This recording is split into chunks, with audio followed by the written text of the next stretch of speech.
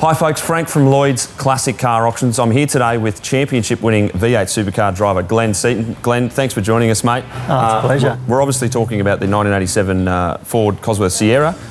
Is this your last Sierra? Is that right? We just want to confirm. Yeah, that was the last one we built. So we built 3 cars in 1989. So that was the last of the cars we built. It was my favourite. It was the one that I did a lot of racing in over the years. And it had very little crashes. Glenn Seton Racing was formed in 1989, and the Sierras were my first race cars as part of the race team. And they were always sponsored by Peter Jackson. They always had that identity of that all blue with the yellow and red stripe on it. So it was always very identifiable. And and also at the end of 1992, Alan Jones actually drove the car at the Australian Grand Prix in Adelaide. I also was involved in the running of it back in 2017 at Phillip Island, where we did an historic event there. That was my next question, and I think you put it on pole position. Is that right? Yeah, and still to this day, that's the quickest lap done at Phillip Island, which is quite amazing. Yeah, it is. The memories of the Sierras were always on your mind, of very difficult cars to drive, but very challenging, but very rewarding when you got it right. And to run it at Phillip Island that day was unbelievable. And you certainly got it right.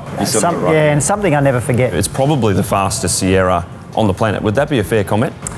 Don't know. Johnson's cars were always very quick. Yeah. In 1990, we won the Endurance Championship against them and against the Nissans, against all those cars. So they were very strong cars in the end, our cars. They were very reliable, which was quite good in the end. You assisted the restoration of the car with Peter Sportelli. Yeah. Just tell us about your involvement in that. They naturally wanted to get the car back to what it was when it raced. And that's where I was involved in that side of it, helping Pete put the right front struts that the cars come with in the day. And I did all the suspension stuff. Gotcha. Okay. Well, I know AJ's excited to have a chat to you. I think you're going to have a chat to him next, mate. Thanks so much for joining us.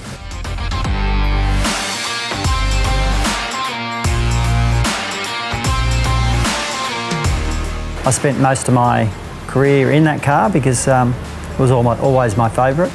Had some. Why did you give it to me then?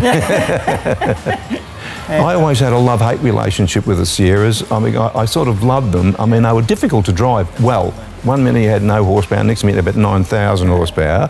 But once you sort of got it right, they were very rewarding. Not so much excitement, but fear at some stages. Exactly. Depending what track you're at. Winton's, like the cars were an absolute handful at Winton because they had so much power and such a little tyre and such a tight track. Whoever buys this car, I hope that he really does keep it for the odd track day and not just in his garage to have a look at, because it'll reward him to take it out there on the odd occasion and have a spurt, you know, because he'll certainly know that he's had a spurt. I actually sold that car in the end of 1992 for $40,000. So that just shows you today of how much they've increased in value. Also, the guy that I sold it to, he did no racing in it.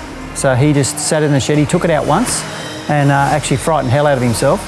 Well, there you go. At Bathurst is where the maximum speed would be in that sort of car, and in the vicinity of 280 to 290 kilometres an hour at Bathurst. I'll bump it up to 300. It sounds better. Yeah. And that was always my favourite place to be skillful too. Yeah.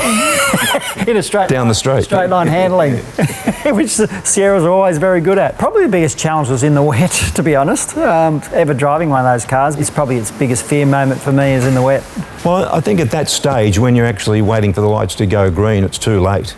I mean, you're committed. You're past the stage of what am I doing here type thing. And I think you're just more or less concentrating on doing a really good start, sussing out any gaps that may or may not appear, and then just getting on with it. It's probably 10 or 15 minutes before that you start giving a bit of thought to it all. Folks, the auction is tomorrow night at 6 p.m, Queensland time. So jump on and have a bid, lloydsauctions.com.au, or give us a call, 1800 456 588. Thanks for joining us again, Glenn, and we'll see you next time.